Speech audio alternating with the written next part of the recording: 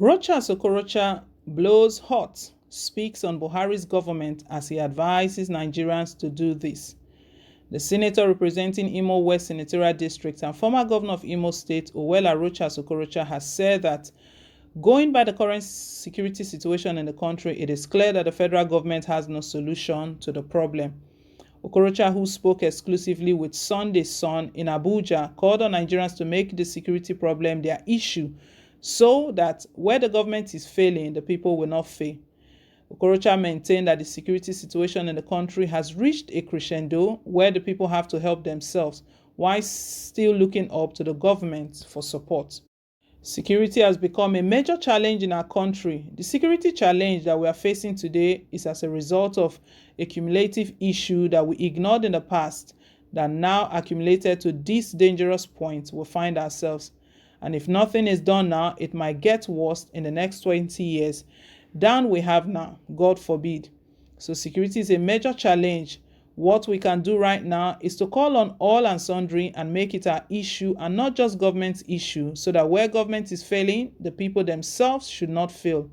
In other words, we have our traditional rulers, we have our communities, we have our leaders at various levels.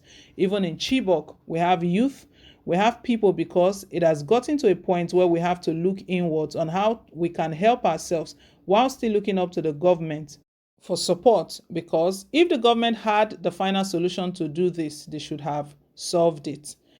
With the issue of self-help and people carrying guns, Okorocha stated, self-help does not amount to carrying guns right now. It is not what it is. But you see, every security is local.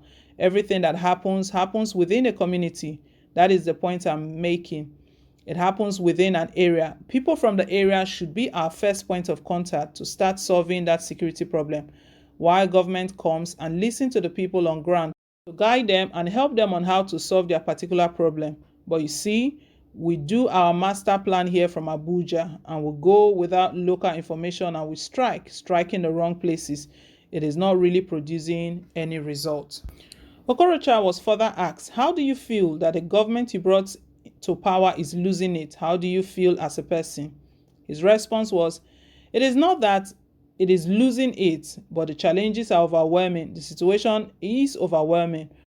Remember that what we have today as security was what we ignored 20 years ago when children were not going to school and we didn't care. 20 years ago, it was 2.5 to 3 million children out of school and we did nothing then, and it is increasing in geometric progression. And those out of school children have resulted to what we have today. 30 years ago, we ignored agriculture and we allowed this to come to a point where we cannot feed ourselves. 25 years ago, even 10 years ago, we had oil boom. We didn't make good use of those resources to help ourselves to prepare for tomorrow. Now, these things have come on us. So, whether again you will say that it is a cumulative problem that has come at a point and still growing, my worry is not even Nigeria of today that we see. It is still better of today, but the Nigeria of tomorrow, if nothing is done today to fix it. ROCHAS OKOROCHA was also asked, recently, Imo appears to be in the news for the wrong reasons. It has become a center for IPOB activities in Olu, your senatorial zone in particular. What is going on? ROCHAS OKOROCHA responded, well, I think the Olu situation is rather unfortunate. It is what I would call inexperience of government in handling local issues. Now there are rules of engagement. First, as a governor, remember I'm a senator representing Olu and I was governor of that place for 8 years. The rules of engagement is 1, you engage the youth of the areas, call them for a meeting. What is really happening? You get the first reason. But these are not spirits. They are human beings. Thereafter, you move to the level of traditional rulers and the clergies. Tell us what is really happening. How can we solve the problem? This is how to go. Even before you bring the civil defense to give you information, security council meeting, then you bring the police. When the situation has gotten beyond that, army will now come in. And when they come in, it has reached a terrorist level. Then Air Force will come in, because when you get army and Air Force, they are coming to shoot and kill. That is what it actually is. And it hasn't gotten to that. I went to Olu.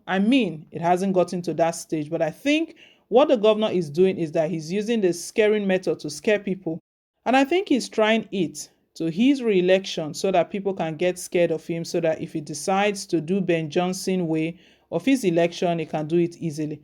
That is the only reason I can give, because it was uncalled for. And after Air Force came there, nobody was arrested because Air Force doesn't come down. They stay on the air to shoot. Now the people of Olu are scared. What really happened? What led us to this? So I think it is inexperience on the side of the government. Regarding his riff with UZODINMA, ROCHAS OKOROCHA gave the history of how they came to the same party.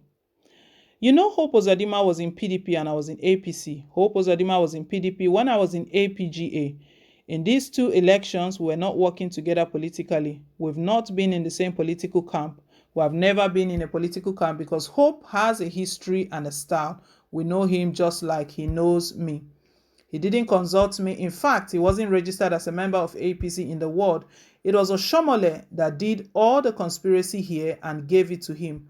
Hope never contested. So the disagreement you are talking, we did not have quite disagreement because he wasn't part of my political party. I just woke up one day, 2 weeks to primaries, that somebody came and said he has joined APC and he was going to run for election, and they gave him Gulak. Gulak came and carried the papers and ran away with the papers and all that. It sounds very childish. So this is exactly what has happened. Hope never was a candidate of APC. In fact, in the last election, Hope even lost in the Senate. He was using his usual way. Hope has never won election. Let me put it this way. Hope has never won election in this life. This one is really, really surprising. You know, that's why he's referred to as Supreme Court Governor.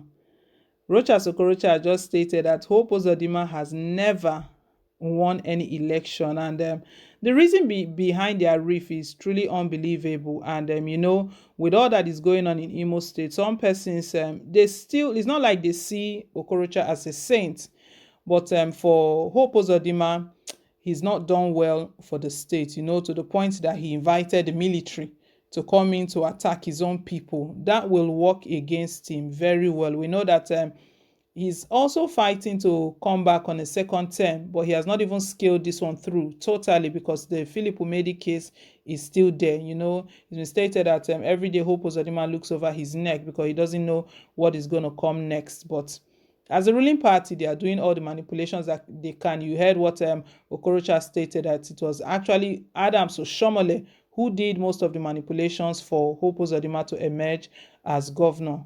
He's called Supreme Court Governor. Guys, let's hear your take down below in the comment section. Thank you once again for staying tuned. Please don't forget to like, share, and to subscribe. Till I come your way again with more updates. Bye for now, and God bless.